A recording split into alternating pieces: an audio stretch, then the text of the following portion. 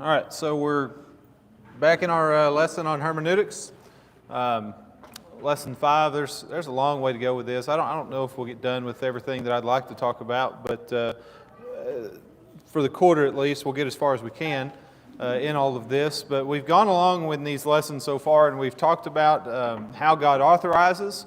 We've talked about commands, we've talked about examples, we've talked about inferences, things that we can infer in the text based off what's implied in the text and what God says. We've talked about God's chain of authority and how that authority gets from God down to us, and how, Scripture is authoritative. And we also looked at, where all those three hermeneutical principles get played out in the lives of Peter and Paul. Okay, and we looked at that last week. But this week we're going to look at some more things. We're going to look at things, extremes. We're going to look at aids, additions, matters of faith, matters of opinion. Probably won't get into all that, but anyway, or we'll try to at least. But so when looking at Scripture, there are two extremes out there in terms of how people try to authorize. Two extremes. One of those is if people would try to authorize and say, well, you must have specific mention or an example of it in the Bible, or we cannot do it. Okay, that's one extreme. You can only do exactly what the Bible shows you how to do. For example, some may ask, where do you have examples of teaching children's classes? Where do you have examples of breaking up a church into classes to study? Or where do you have the example of having a kitchen in your building, for instance? Where's your authority to build and have a church building at all? We don't have this in the New Testament. Where's your authority for doing that? So if we're going by that extreme, because we don't have any mention or example of those things in the New Testament, some people would say, you're not authorized to have those things. You're not authorized to have a building like this to meet in, or an auditorium over there to meet in. Is that a valid point? Is that a valid case? We do see them meeting in other places, such as homes or even the temple, but we don't see any Christians having a church building. So we'll talk about that later in this lesson. But that's an example of that one extreme that says, if you don't have an example for it, if you can't see it, then you can't do it. That's one extreme. Another extreme is that you can do anything that God does not condemn. That's a second extreme. So if God hasn't explicitly spoken on something and said you can't do this or that, then all right, you're free to do it. That's an extreme. It's a view that says you don't have to have authorization for anything that you do.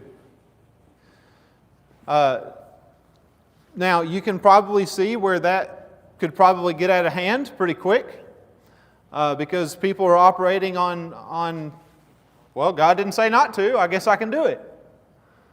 Well, yeah, that does get out of hand a lot, actually. But if that view is taken, and if that's how people are going to approach Scripture, then that can be dangerous. And the interpretive door, let's call it, can swing all the way open to where almost anything and everything goes with that view.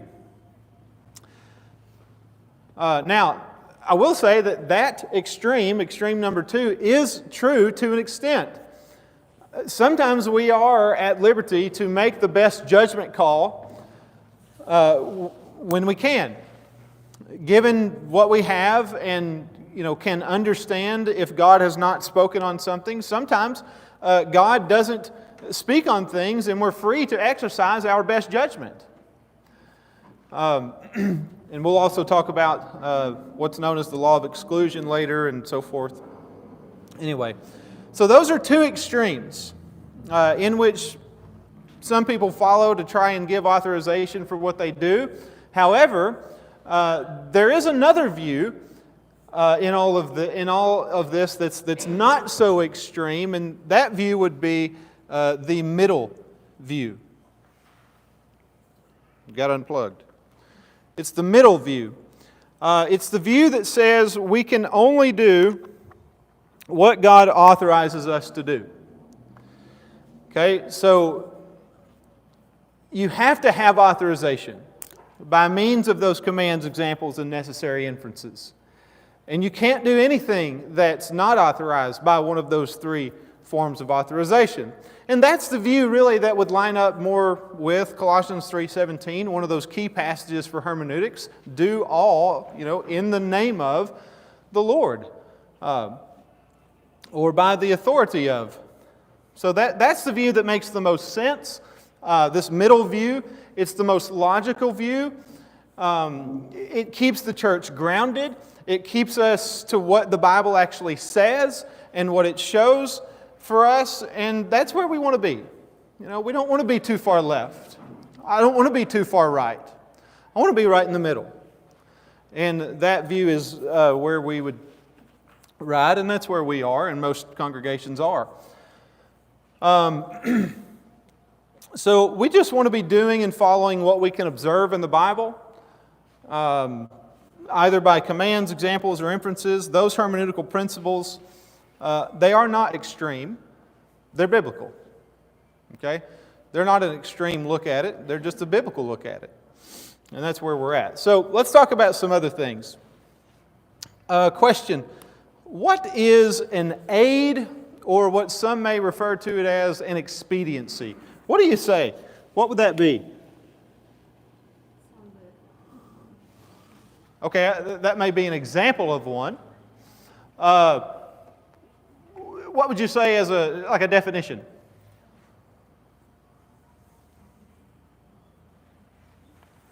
What's an aid?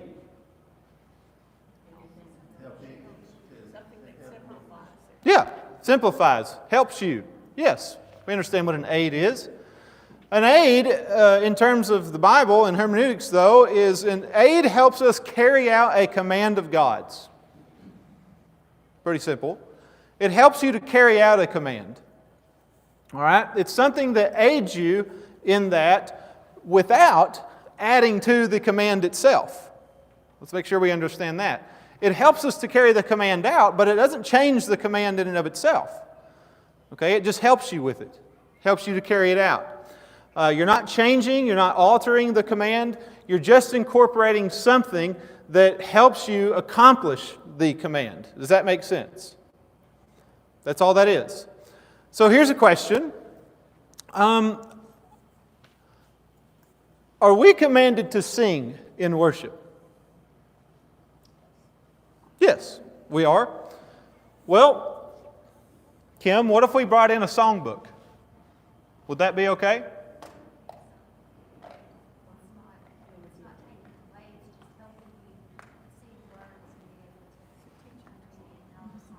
Yeah. Exactly. Yeah, it's okay. It's okay to add a songbook. Again, why it would be okay, and she said it, but because a songbook is just an aid. It just helps us to sing. It helps us to stay on track with where we are in the song and with what song we're singing. We're not changing the command to sing. That's not what's happening. It's helping us to sing. It's helping us to carry out the command. Okay? What about a song leader? Is it okay for us to have a song leader? We don't exactly see one in the pages of the New Testament. Is that okay?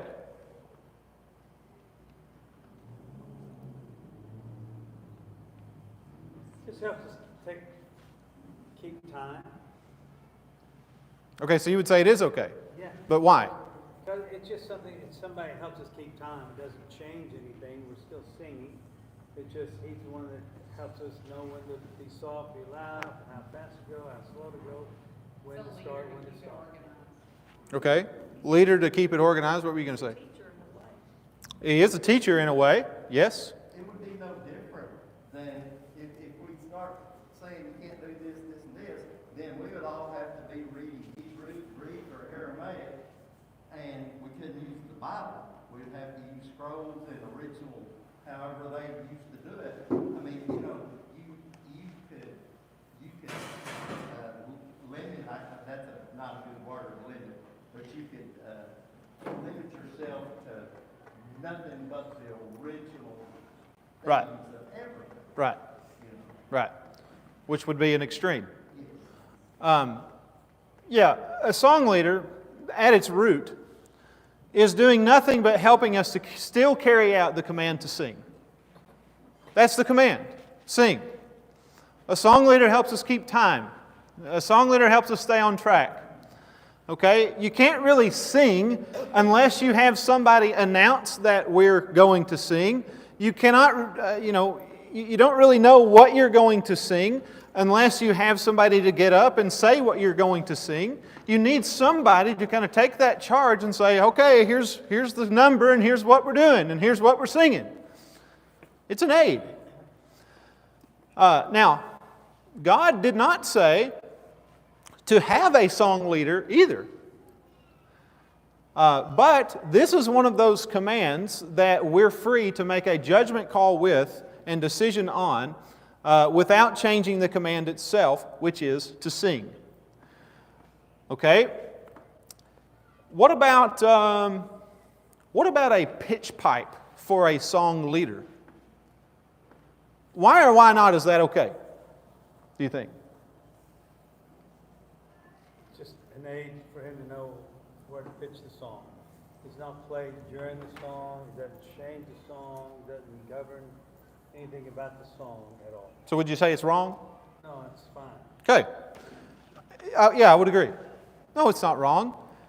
Because it helps to get the right pitch for the song. Right? It's not playing a succession of notes like a typical instrument would. It's basically playing one note so that you can get the right pitch. Therefore, it wouldn't be wrong to use that to get the right pitch for a song. It's just that how you get that pitch does need to be authorized. Okay, but it is authorized because it's still only aiding and helping you carry out the command to sing. Now, if the song leader gets up there and starts blowing the pitch pipe at every single, note, okay, that we might have a different story. Because now it's moved into the realm of, now you're using it like an instrument. You could say the same thing for a sound system that we have in both buildings.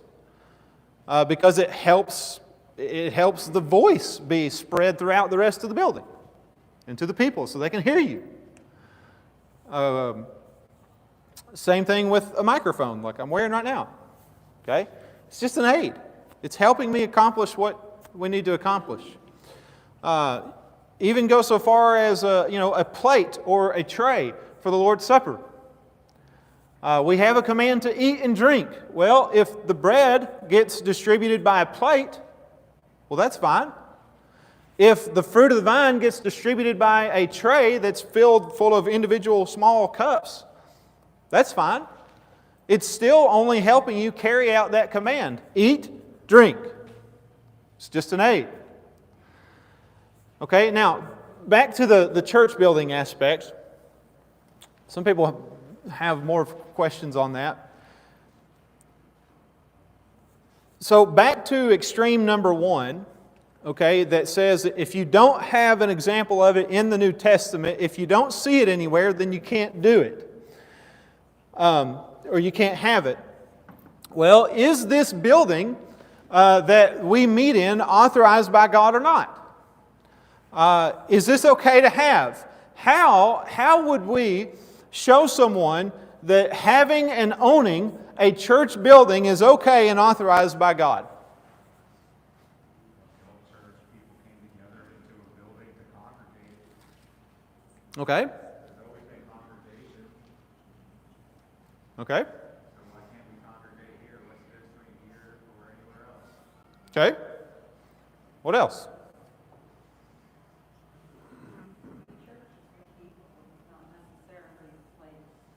That's good.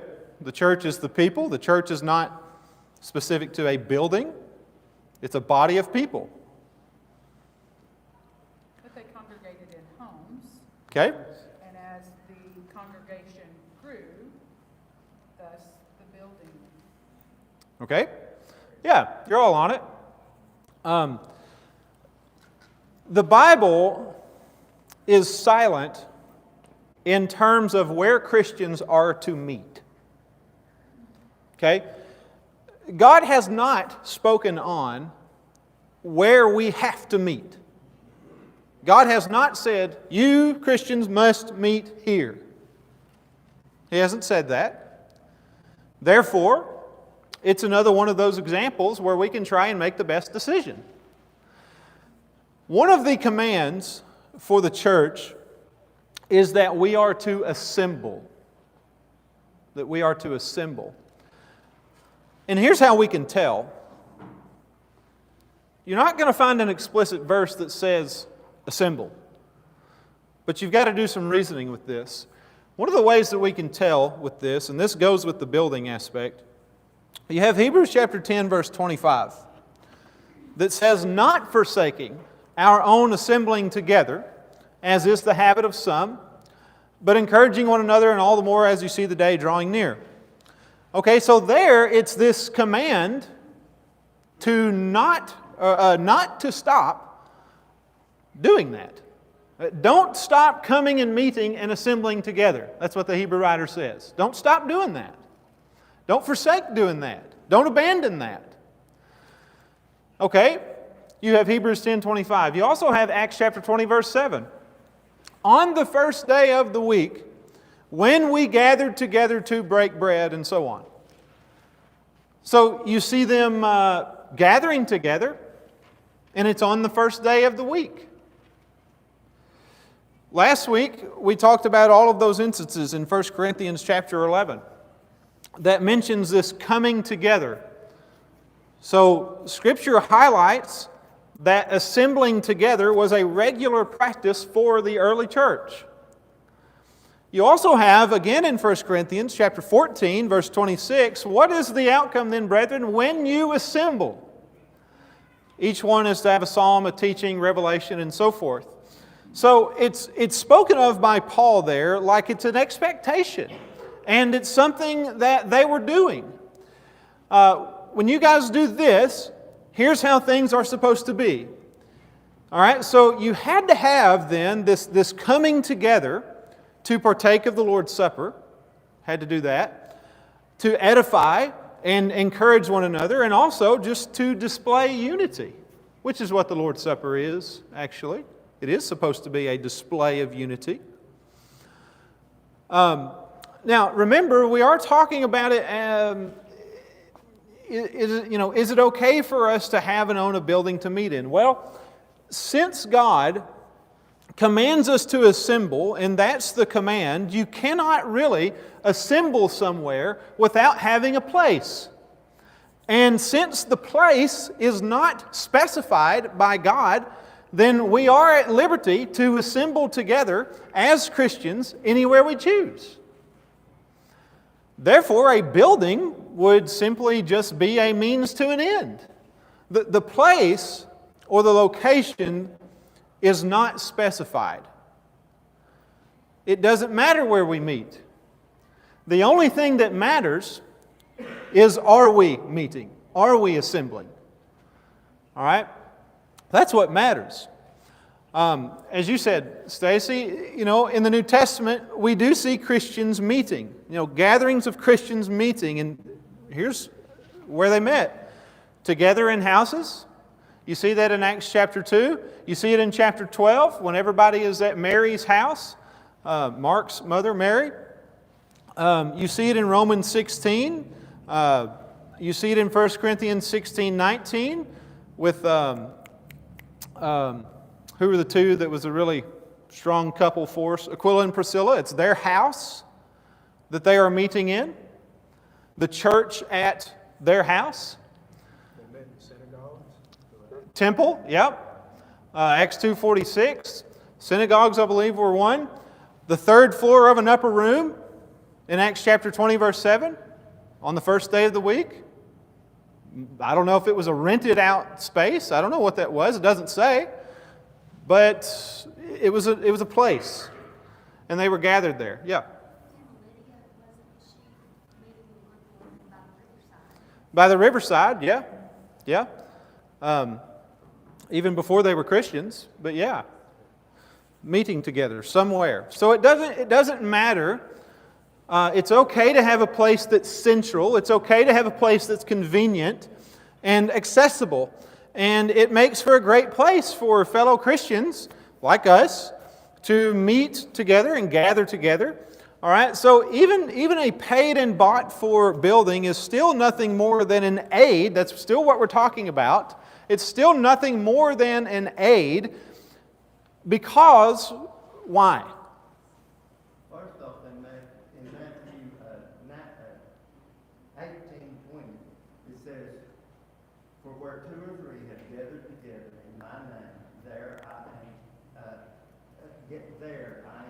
in the midst." So, wherever, if this church, it'd be hard for both buildings to burn down, but if a tornado comes through here and completely wipes this out, I know we got a sign that says Medill Church of Christ, but we would just buy another building somewhere, and guess what? The people in Medill that worship in the Church of Christ would worship there, and it would still be called the Medill Church of Christ. Yeah. Or Christ Church. Sure. However you want to call it. Yeah, it would. Or to the extreme, you could take it if we didn't have the building and we lost everything, we could meet out at the parking lot. Yeah. They do the exact same thing. The church, Christ's body of people, is meeting at such and such. That's all it is. We just happen to have a building. That's where we do it at. There's nothing holy about the building. There's nothing holy about the auditorium. The church is the people. All right? We're just using God's money, and this is what He's blessed us with, and this is it. Okay?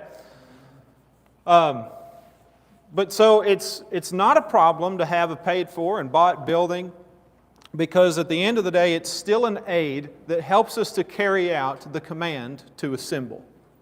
Christians need to assemble. All right? You can't assemble together without a place, and since He doesn't give a specific command on where to meet, we can carry it out how we see fit. Any questions there? As long as we understand that we're blessed to have the facility, we're blessed to have a building to meet in. Yeah. There's a lot of Christians even today that don't have a building to meet in, and Yep. they are still meeting in homes. Mm-hmm. Or basements. Christians have met in caves. Christians have met wherever that they can come together in one place. Mm-hmm. And that's what 1 Timothy says, that you come together in one place. Yeah. For the assembly. Yeah. And that's the whole point. Okay. True or false? All aids or expediencies are authorized by God. Not necessarily?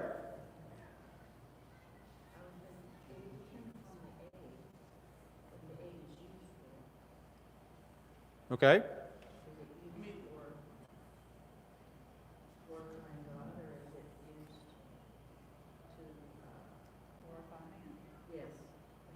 Okay.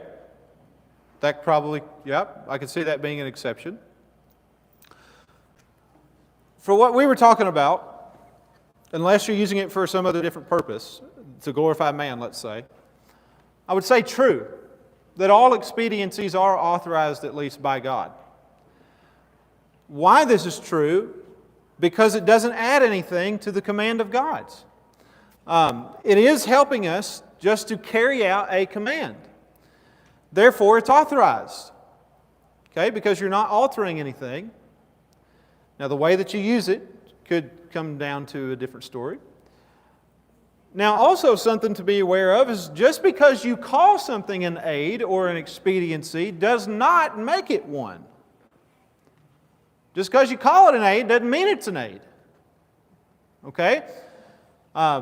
Sometimes people do try to do this with, the whole instrumental music thing. And and say, well, the instruments we're using is just an aid. Because it's not really a part of the worship, it's just helping us to enhance the worship, and therefore it's not an aid to the worship. Well, that's not correct because God specified what He wanted in terms of worship. He has spoken on that. It's not with instruments, and so, yeah, that would be wrong. He wants us to use our voices. What do you mean? Where in the Bible does it say it is not with instruments? In Ephesians 5:19, when he says you need to sing and make melody with your hearts, and That's not referring to worship, that's talking about living. If you go look living? at the context of Ephesians 5, it's not talking about worship service. What is it talking about? I don't see that in the context either, I've never had. In the context of Ephesians 5, I don't see where we come up with that's part of worship.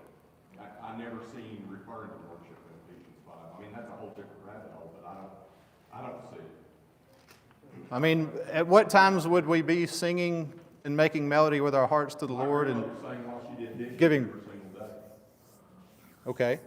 I mean, individuals sing, you know, I mean. We also don't have any examples of the New Testament church coming together and using instruments for worship either. Yeah, the example might be the most powerful thing, because there is none. You're right, but we don't have any example of the New Testament church singing four-part harmony either. And I know brothers in the brotherhood that struggle with that for the same reason. They did sing hymns, though. Right, but they were generally chants. As I understand it, I mean, I wasn't alive. I mean, I don't know what Paul and Silas were singing in the jail cell in Acts 16 when they sang a hymn and all the other guys were listening to them.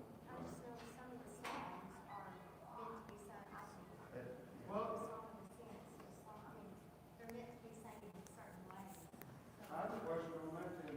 If what you were saying earlier about the building, and if you're supposed to have a kitchen, and if it doesn't say yes or no on it, it is to be interpreted, right? I mean, that's where that comes in.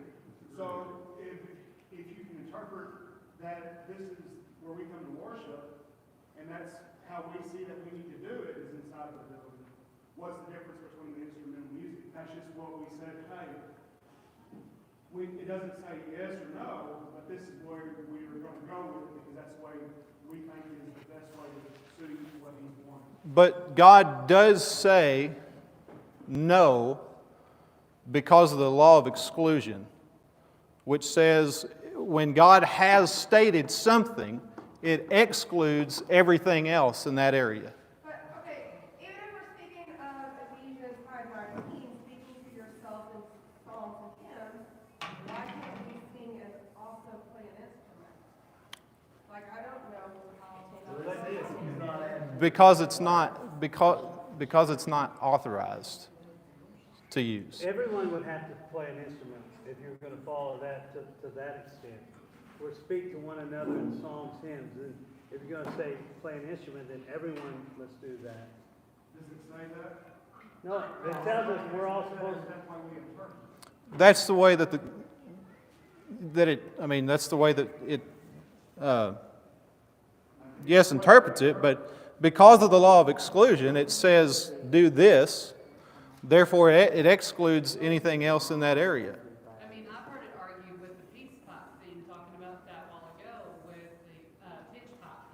Pitch pipe. And we need a peace pipe right now, don't we? With the pitch pipe versus a piano, because I've heard people say, well, that's what the piano is there for, that to strike the key to get the tune, to keep you in tune. So, I mean, I've heard that as a comparison, so if you can use one, then why can't you use that? I've dealt with that as somebody saying that. But it's not used during the song. And Colossians 3:16 is another one that says we're to speak to one another in psalms, hymns, and spiritual songs. Well, read verse 17. Singing and making melody. And read verse 17. Whatever you do in word or deed, do all by the name of the Lord Jesus, or in the name of, which means by the authority of. The whole question is, has God given us authority to use it or not? Well, we don't see any examples of it being used in the New Testament. I mean, if we did, we would say, okay, then that's totally fine. But just because we don't see it doesn't mean that we're still at liberty to throw it in there. I don't disagree. I think there's a lot of gray area, and I know what I'm most comfortable with. I think kitchens are gray. I think there's a lot of gray areas, and I think we should, as a congregation, I think we should spend more time exploring some of those gray areas. We went down a rabbit hole in class Sunday, and I think we should chase more of those rabbit holes, because not everything has a clear answer.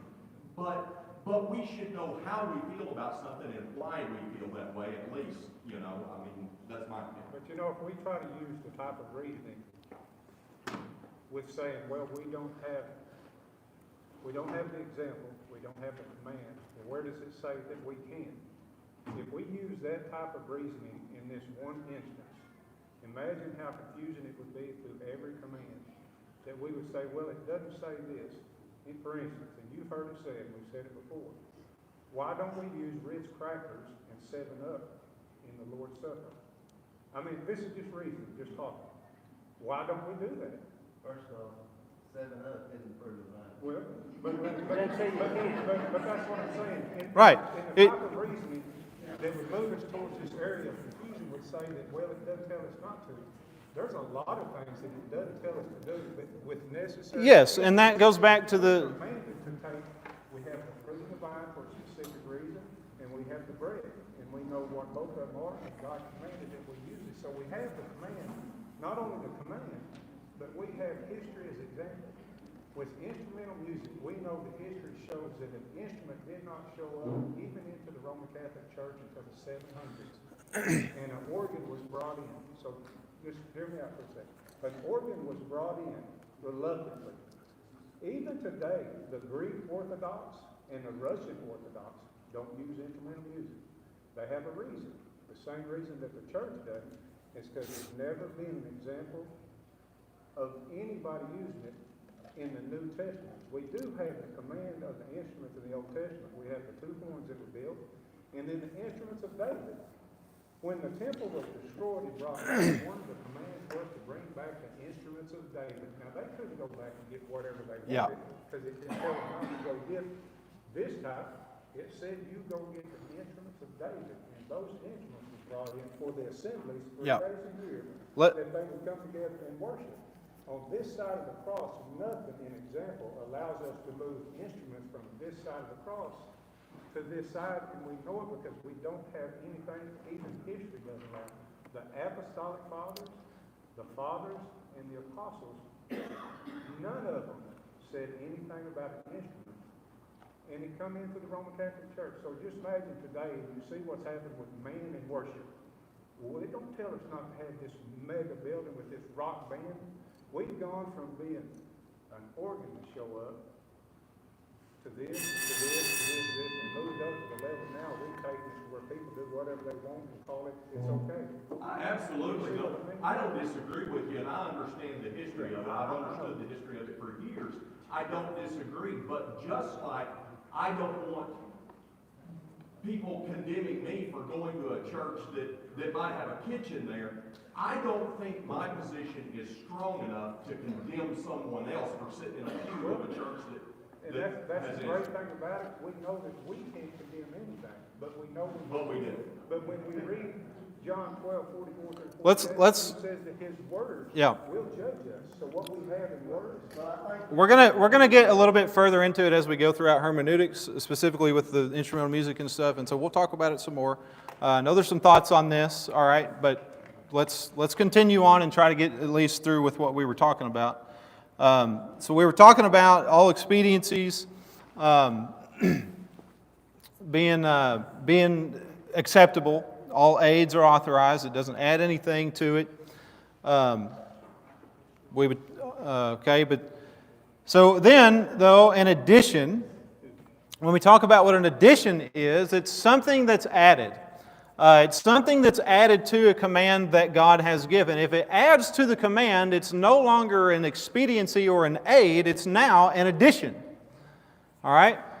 Okay, so again, you do have the instrumental music, for example. We'd say that is an addition. If it's being used in worship. If it's more than an aid to the singing, it's an addition to the singing. It's an addition to what God has already said. So when it comes to some things that we do in the church or in worship, we may not think of some of these things because we just kind of do them and we just kind of move forward with them.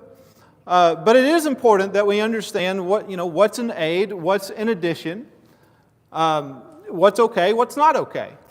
Okay. We'll probably just leave it there. Next time I was going to talk about matters of faith, matters of opinion. Anyway, we'll just stop there anyway. But appreciate your thoughts. Anybody else